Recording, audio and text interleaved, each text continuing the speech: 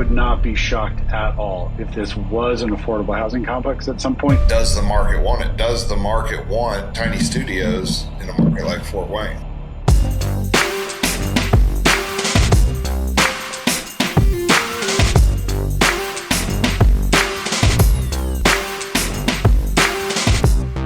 All right, buckle up. On today's episode of Real Estate Anonymous Podcast, we're heading to Fort Wayne, Indiana. We're going to look at a mid-rise apartment complex, talk about the value of creating a community, the importance of operating with your residents in mind, and the idea that everything is luxury if you're dumb enough, which brings me to the request that if you like this podcast, go ahead and share it with your dumbest friend, because Real Estate Anonymous is real estate for dummies, and we hope you learn a few things along the way.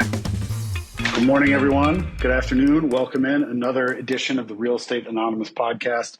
We're going to start off today by pointing out that of all the brokerage firms in the U.S., Cushman & Wakefield, for reasons unbeknownst to me, requires you to print, sign, and fax them a confidentiality agreement. I wonder if the folks at CW are scratching their heads thinking, how can we gain more market share? And no one has said to them, maybe don't make people like it's 1994. What about a wax seal? Yeah, like, am I going to get a carrier pigeon out here and just like go find the brokers? I don't know. I understand that may not be all of it, but every time I try to log into a Cushman & Wakefield deal, I'm told that our account has some critical error and we need to print it. Well, what if it's not them and in fact it's you? And maybe, just maybe, they don't want you looking at their stuff. That's probably it. I guess if we're being fair, one of them because something like this might occur. Something like this. Well, too late. I'm going to your deals anyway, and we're going to cook it. It's been uncovered. Yeah, it's been uncovered. Yeah, I guess I suppose that I had thought the issue was their technology, and the issue really may just be they don't want me buying their stuff. I'm too much of a hassle. All right. I think what stands out to me here, a picture of a Stalinist apartment building, 1966. Here's a few things. A photo of a Stalinist apartment building, the date 1966, year built, the location Fort Wayne, Indiana, and then the word luxury. Yeah, boy, developers love that Venn diagram's pretty good. Yeah, there's a number of terms that developers love. One is luxury, and it turns out the term can be completely disassociated from the product. They like calling the pool a resort-style pool. Every pool you've ever seen is a resort-style pool. My favorite about affordable housing is that a place is rough when they list the amenities. And instead of talking about all these beautiful Class A amenities, the amenities are like ceiling fan, doors, floor mats, microwave, yeah, blinds. You're like, oh, this place is going to be tough. Cable TV and air conditioning in every unit. So we got this deal here in Fort Wayne, Indiana, and it does look like the perfect brutalist, Stalinist apartment complex. I actually see these things and I think, God damn, that thing's going to print cash. It's just, this is the type of stuff that I look at. Actually, this building here, these two that we're looking at, they kind of remind me of, and no one's going to give a shit, but these 13A properties that they did a lot of in Massachusetts, or old Section 236 deals, which was a below market interest rate program. So if you agreed to provide rents below a certain percentage of area median income, this is at a time when mortgages were 13, 14%. The government would basically subsidize the interest payment and drop your interest down to 1% through an annual interest payment subsidy. It's kind of a weird program. They don't do a lot of them anymore. But a lot of properties that look like this were built using that program. A number of them have project-based rental contracts. The project-based Section 8 contracts that are on properties like this, they trade 4.5, 5 cap all day. They trade like bonds because 80 to 85% of your rent is coming from HUD. So there's lots of reasons why I see these buildings and think they're incredible. This one doesn't have any of that. It's probably why Cushman & Wakefield doesn't want me filling out their CAs. This one has few redeeming qualities, though we're going to talk about it. Is that fair, Eric? Is that a decent intro into this thing? Yeah, I like the word luxury. I like the word generational. Yep. Oh, sure. These things, that's a good one. Generational below replacement cost. There's these studies that I find fascinating that have been done about that sort of look at the length of hallways in apartment buildings and how that correlates with instances of depression. And there's these long corridors without light, also the long corridors that don't have a window at the end, which most buildings do not. These do not. So these would have two apartments. This is the long rectangular high-rise shoebox style design, and at the end of corridors there's a core in the middle, I would imagine, and then corridors with apartments at the end. But these long winding corridors that you see a lot of it in public housing with no light and no windows, and how that just creates a feel bad living situation in really anywhere, but you see it in a lot of in the lower income stuff that was built. This, however, is luxury, and probably these corridors are actually not that long. But let's dive. Yeah, I would not be shocked at all if this was an affordable housing complex at some point. It looks like it. It's got all the familiar symptoms of a housing project. So it could be that it was affordable housing. The regulatory agreement burned off. It's now market rate housing. But a quick overview of what it is. So we got, I think, 354 units, 344,000 square foot building, built in 1966, and they have 10 commercial spaces on the first floor. It's kind of an odd spot for commercial. I'm not sure how much utilization it gets. There's no foot traffic. Really to speak of. So it'd have to be destination retail or retail that serves the apartment buildings. But if it's only 350 units, that seems tough to support 10 retailers. So it's probably, my guess is that this was an affordable housing complex. The first floor was being used for a variety of resident services and offices and things like that. Most of these programs require some kind of resident enrichment. And that could be a number of different things, but there's typically space on the first floor of these buildings to provide those services. So they probably thought, well, we can't really turn it into apartments, can't make them first floor units. Perhaps we could rent some of this space out. So they're asking, it looks like $14 a foot is what they're asking for the retail space. That seems low, but it also just sort of seems like, well, is there a reasonable amount of rent that you can even get here? I think your renter pool is limited for the retail. So to me, the retail is not probably worth a ton unless you can figure out how to give space away for free, like to a cool coffee shop, and have that be an amenity to the renter. I'm imagining an environment where you have most of the units vacant. Maybe there's a shoe repair guy that's been there since '77 in a dimly lit small room with fluorescent lights and stained ceiling tiles. And then 2 doors down is a woman, maybe named Betty, that has a hair salon with those big over the head hair dryers and some carpet and maybe a little macrame thing and some cat pillows. And she's been there since inception. That her aunt owned it. That's the retail that I'm envisioning. Do we have any photos? Or can we just retail, go with that? Yeah. I haven't Maybe seen just any. go with that. I don't know if we could just let's just imagine that that's the case. So the challenging thing about this building here, and you see it, and this is why I think it's affordable housing, because there's a lot of studios, and so this may have at one point been a Section 202 deal, which is primarily senior housing. If there's a church nearby, I would bet a lot of money it used to be a 202 deal, but it's 131 studios, and the average studio square footage is 529 feet. That's a small space, and Fort Wayne, Indiana is not a very dense market. You can get away with that in Boston or New York or San Francisco or one of these kind of coastal cities where they're tight on real estate. seems tough in Fort Wayne. So I think the building right now is 88% occupied.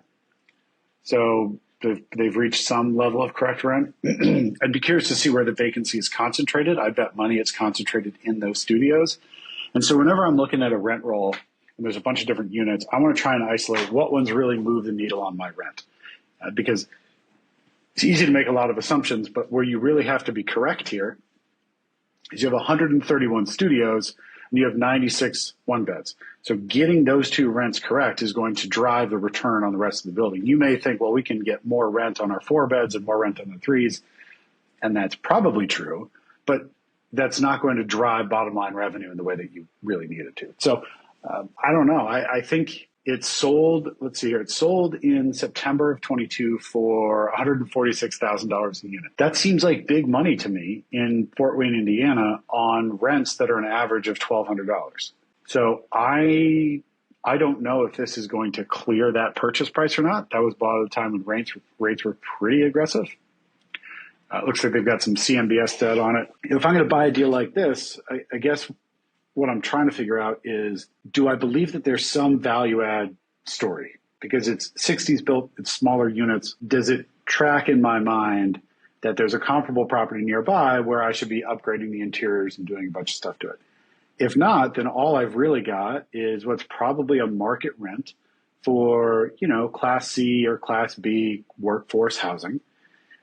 And so the dollars I'm going to spend have to be building envelope. It's got to be elevators. It's got to be systems and all the things that will suck up a ton of cash, but don't drive rent. And so the main thing I'm trying to find out here is how much of that has been done already and how much of that do I need to do to take it over? Because I don't know that there's a big lift on the rent here. And one would imagine that, effectively high-rise building in Fort Wayne, Indiana, built in 1966, anywhere, not just Fort Wayne, Indiana, but a building built in 1966 is effectively has to have been rebuilt in every way. So it's sort of seeing where are you on that complete rebuild schedule.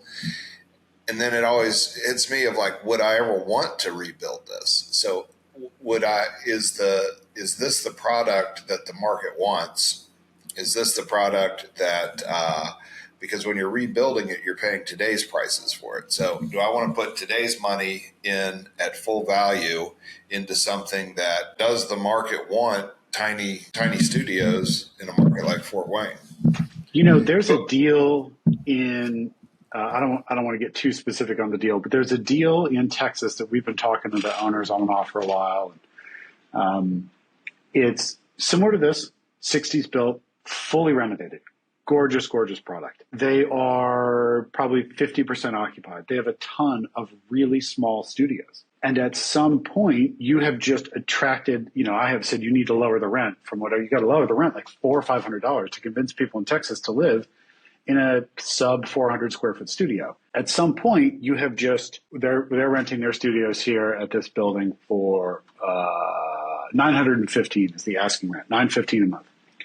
And so at some point in Fort Wayne, Indiana, you have found every single person who wants to live in your building for $915 in that small studio. And so you've got to drop that rent to fill it up because there's just not a ton of people who want that. So Eric, you make a great point. I don't know if people are really chomping at the bit to be here or if the value prop, I say it all the time, there's always a reason people want to live in your building and it's often price. Then you get into that downward spiral of, so let's say you're at 80% occupancy and you want to fill it. Well, you can fill any residential building if you lower the price enough. That's the great thing about it. But you're not lowering it. You might immediately be lowering it on the vacant 15%, but that's going to bleed over real quickly to everybody else.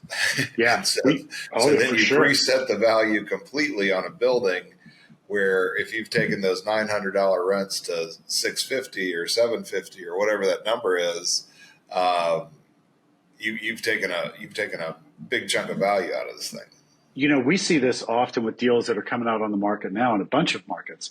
The brokers will send you the rent roll. And here's some advice for people who may not know how to underwrite multifamily rents. Brokers will send you the rent roll and they'll say, look, here's what all the units are renting for. Isn't this great? the thing you need to do is first you have to understand the average in-place rent. That's one important metric. That's the cash that should be coming in the door on September 1st when people are paying rent. The other thing you need to look at is what are the most recent leases? Where are those being signed? Because like it or not, you're going to level set at that street rent. Brokers will love to tell you, oh, you can get back to it, but we are seeing deals where the average in-place rent is maybe $200 or $250 higher than the street rent. They are signing new leases at $1,700 and they have old leases at $1,950. And and you're the manager. That's a conversation you're going to end up having with your renewing your tenants, whether you like it or not. Your tenants are going to go online and say, why am I paying $1,950 when you're renting the unit across the hall for $1,700? And then the manager, their only recourse is to say, yeah, but you don't have the moving costs, so we'll drop your rent from $1,950 down to $1,775. But inevitably, you end up in the situation where everyone gets back to the street rent. And so brokers and sellers are trying to dump these deals out on the market with all these old rents. So you're right. The question here, you cut the rent of your studios from $915 to $715. And I don't know that the studios are the source of the weakness here, but I would assume that they are. You cut the rent in your studios down to $715. Everyone who has a studio is going to renew and say, give me the one for $715. And then your one-bed renters who are paying $1,125 today might look at the studio and go, for $500 cheaper, maybe I'll take a studio. So you have to work that one-bed rent down a bit. It can get away from you. Okay, so let's look at it this way. Put your asset manager hat on. This gets dropped off in your lap. Yeah. You're now running the zoo. What do you do with this? And how do you, all those things, let's just assume all those things are true. We've got a flawed product in a third tier market, probably have a lot of CapEx. Let's just make those assumptions. Those may or may not be. Yep. You own it. How are you going to make money off of this thing? How do you make it? How do you turn this into a winner? So I find with deals like this, people are living in, especially in a kind of third tier market where there's a lot of real estate. People are living in these buildings, typically for price, but also because there's some element of community. You're in smaller units, but you're in this building. You kind of get to know other people in the building. There's a shared pool. There's shared common areas. I would bet the demographic here skews a little older.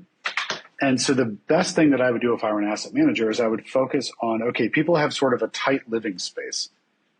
There's limited things I can do about that. Maybe I can upgrade the cabinets or whatever.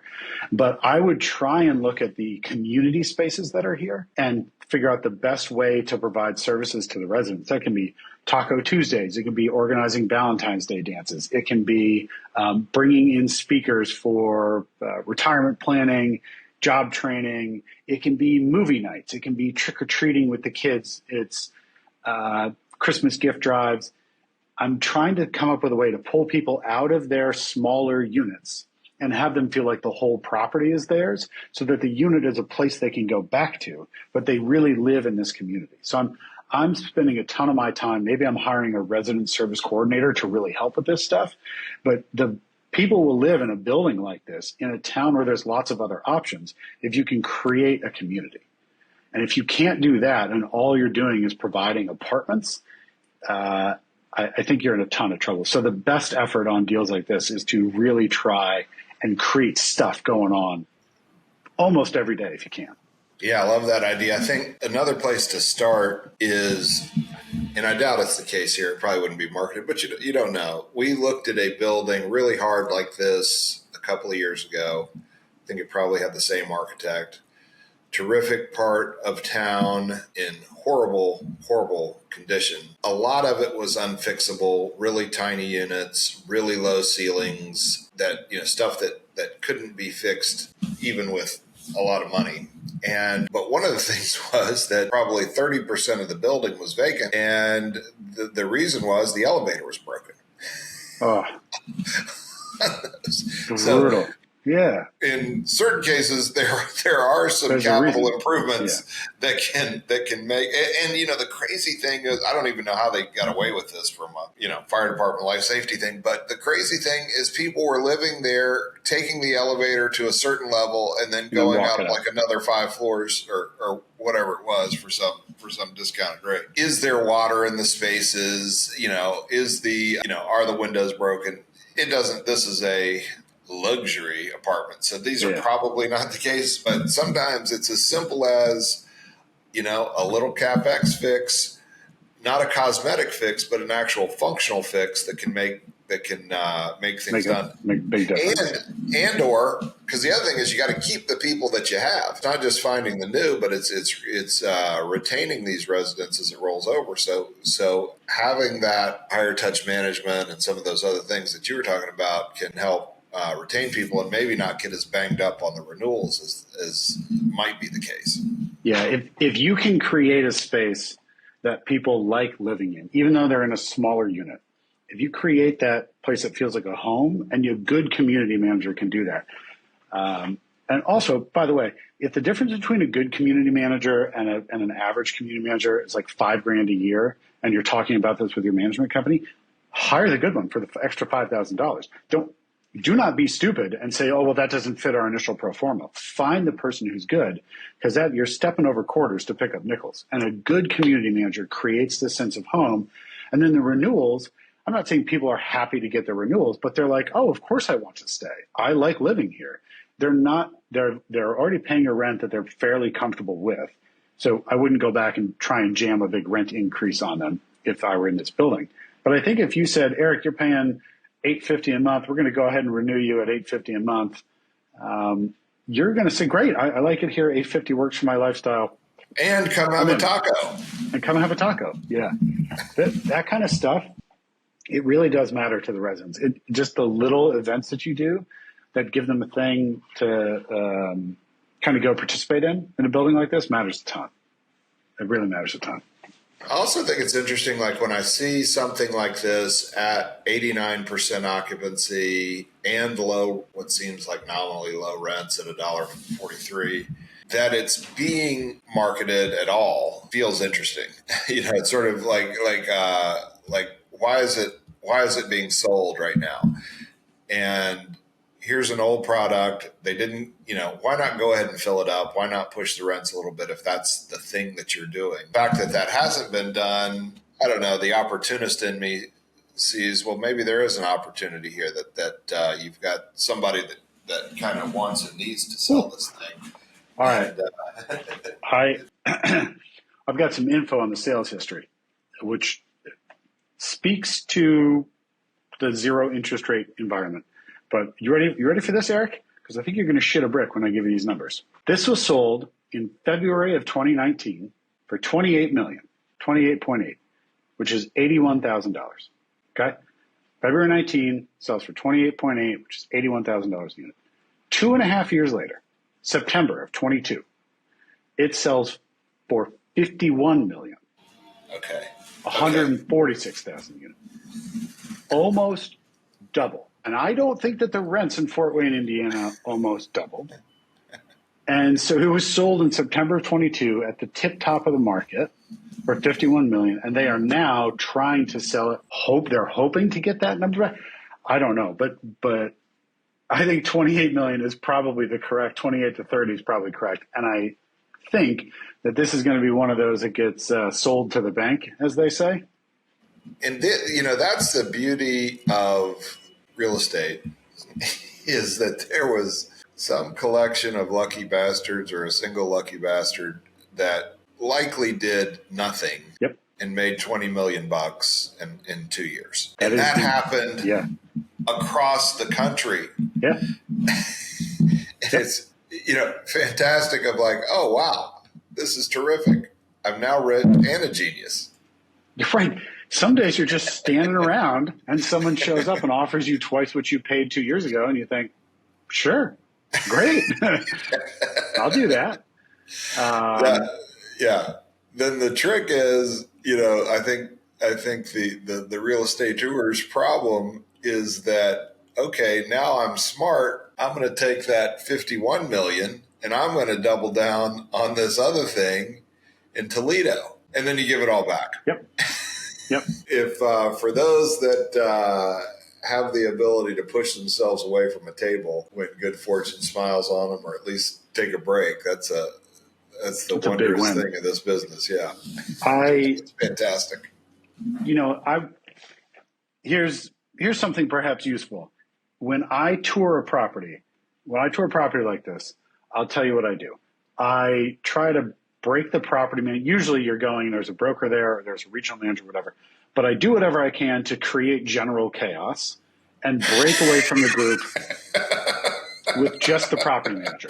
So I just start pointing at shit and I walk around, I ask questions, I'll bring two people on my team. And I try to create as much chaos as possible. I just derail the tour because there's a tour they're supposed to take you on, and I derail it. And then inevitably, the regional manager has forgotten whatever guidance they were supposed to be giving, and the broker is busy catching up with my construction guy about the Eagles. Like if you can blow the thing up early, you're off to a good start because now they're not following the script. They have practiced and rehearsed it. Every time you go to a tour, they have practiced and rehearsed what they're going to say and what they're going to show you. So you want to disrupt that as soon as possible. You get the property manager aside, you build a little bit of rapport throughout the tour, you find out where they're from, what their story is, whatever. And then towards the end of the tour, you ask them a question. So you're going through this tour and you're saying, all right, I see that the windows need to get replaced. I see that there's some issue with the flashing on the roof. We should check that out. You've got this mental list of here's the CapEx that we're probably going to have to do. In your mind, that's $2 million, let's say. You have some ballpark number. So once you have a reasonable read on CapEx, now you're wandering around with the property manager, you're going out and standing in the parking lot, you're pointing at firehead, you're doing whatever you can to create chaos. You turn to the property manager, you say to her, you know what, or him, you say to the property manager, I tell you what, Eric, if I gave you $10 million, just a bucket of money, and you could do whatever you wanted with it here, but whatever you think would be fun, what would you do? And the reason you say 10 million when you know that it's probably 2 is you create a number that's so insanely large in their head that the money isn't real anymore. They're like, oh, well, with that. And well, so then we finally fix that underground sewer lift system that's been backing up on everybody. They say. They typically say, oh, well, I'd love to do new appliances and I'd paint the units and it would be great to put in a hair salon. They list a couple of, it would be fun if we had an espresso maker and I would finally deal with that boiler. Like they'll always give you something. I would finally replace all the PTAC units. They're a nightmare. Like they'll let some things slip because you've created this chaotic tour and you've given them a number that's not real. And in that chaos, you can usually pull something out of them that's super useful. So if you've hung around for this podcast long enough, you've been rewarded with some little nugget. Big, strong fella like you, what would you do with $10 million? Yeah. I'm too dumb to figure it out, but surely you have a plan.